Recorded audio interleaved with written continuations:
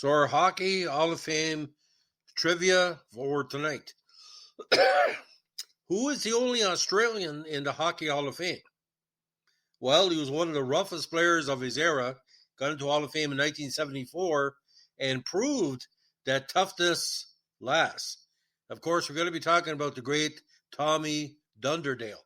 Now, Australian-Canadian ice hockey forward, born in the colony of Victoria, now part of Australia.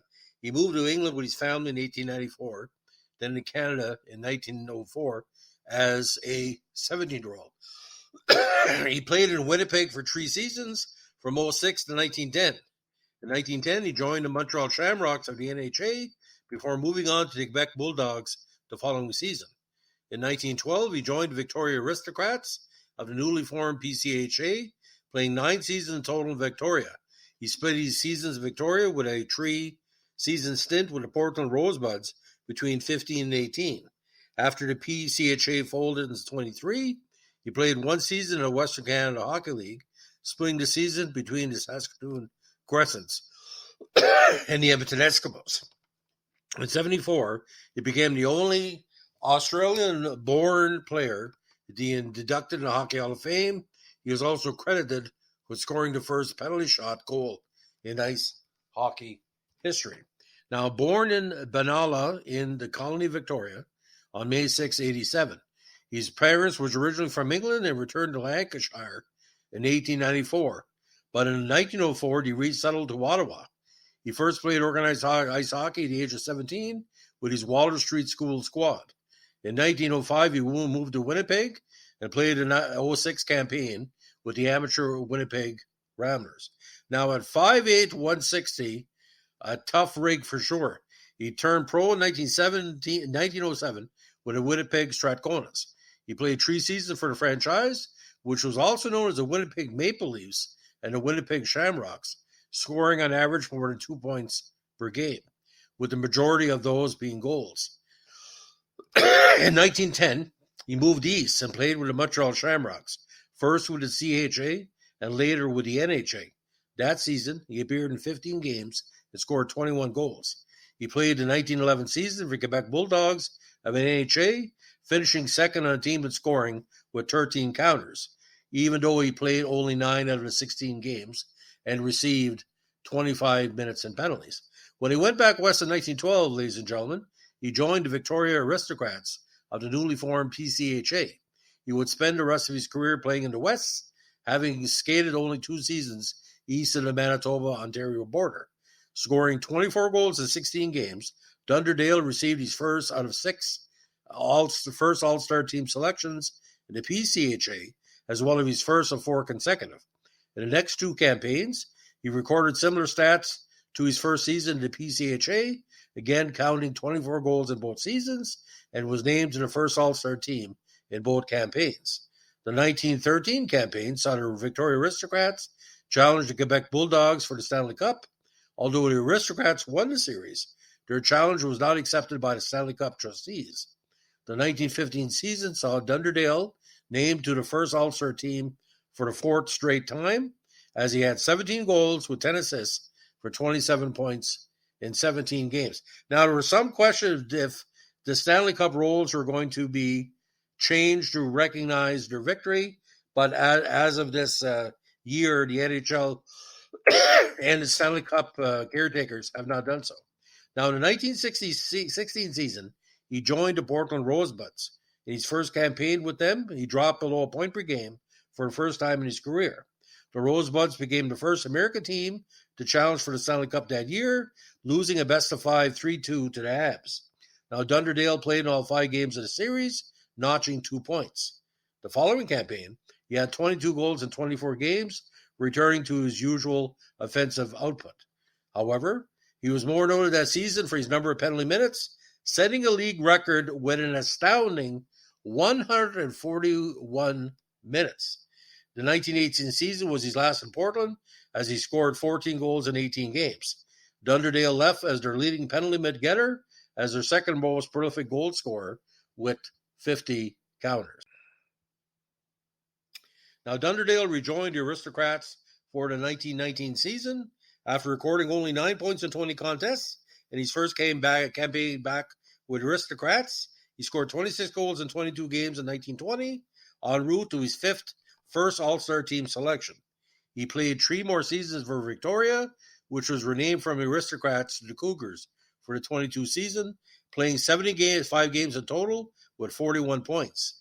He scored a bit under a point a game during the 21 and 22 seasons, while in the 23 season he's lasted with Victoria, he was limited to only 2 goals in 27 games. He was named to the first All-Star team for the 6th time in 22, but following the conclusion of the 22-23 season, the PCHA folded. Now, Dunderdale played another season in the Western Canada Hockey League, splitting the 24 season between the Saskatoon Crescents and the Edmonton Eskimos, with 3 points in 17 games overall. Now, Dunderdale again is credited with scoring the first penalty shot goal in history. This counter was scored on December 12, 21 by Dunderdale on Hugh Lehman. The shot was taken from one of 3 dots painted on the ice from the goal. Players had to skate to the dot and shoot the puck from the dot. Now, Dunderdale retired at the end of the 24 season as the PCHA's leading goal scorer with 194 counters in total. He was a 6-time PCHA first-team All-Star and led the league in goals in 3 campaigns and in points in 2. After retiring, he coached and managed teams in Edmonton, LA, and Winnipeg. He died on 15 December 1960, becoming the only Australian-born player to be inducted in the Hockey Hall of Fame in 1974. Now, talking about his playing style, there have been different reference books over the years, especially one by Stan Fischler, saying he was a power forward without being a power forward. Now, he often held down the center forward position on his team, but sometimes also played at wing or as a rover, and was noted as being an excellent stick handler and a fast skater, and prone to dangerous zigzag rushes down the ice. He also had a hard and accurate shot, which helped him score many goals wherever he played. Now, according to the Victoria Daily Times in 1920, in a game between the Aristocrats and the Vancouver Millionaires, Dunderdale toured to the game and went at full tilt every second. Watch that boy play hockey was a freaking ejaculation of excited fans. Good word used, by the way. As Dunderdale time and again made tracks down the wing or center ice, twisted, curved, and circled, and then with that dexterity which features his play, moved the puck inches backwards, forwards, or sideways, while he mystified the opposing players as he worked for position to slam in his shot. Dunderdale is shooting accurately and hard, and there were very few of his shots that were wide, and those that were usually only missed by a matter of inches. Remember, not to use that term, frequent ejaculation of excited fans. Now, one self-detrimental aspect to his game was that he liked to rough it up physically on a regular basis, which many times led to being penalized by the refs and sent off to the sidelines. He often contended for the position as a bad man of the PCHA, which was the common epithet in the newspapers for the player with the most PIMs. During the 17th season with Portland, where he recorded far over 100 penalty minutes, it went so far that the Victoria Sun gleefully cheered him on after a game against the Spokane Canaries when he succeeded in playing the whole game without getting penalized. The Vancouver Daily World made the same observation during the 1918 campaign when Dunderdale went the game without a penalty and pointed out that if the forward would cut out the rough stuff and keep on the ice instead of the bench, it would be the most effective players in the league. But ladies and gentlemen, he liked to mix it up. So again, just to recap his teams: Winnipeg Ramblers, Winnipeg Strathconas, Winnipeg Maple Leaf, Strathcona, Winnipeg Shamrocks, Montreal Shamrocks, Quebec Bulldogs, Victoria Senators, Victoria Aristocrats, we had 3 goals in the successful Stanley Cup but is not recognized, Portland Rosebuds, Victoria Aristocrats, Victoria Cougars again, Saskatoon Crescents, and the Edmonton Eskimos.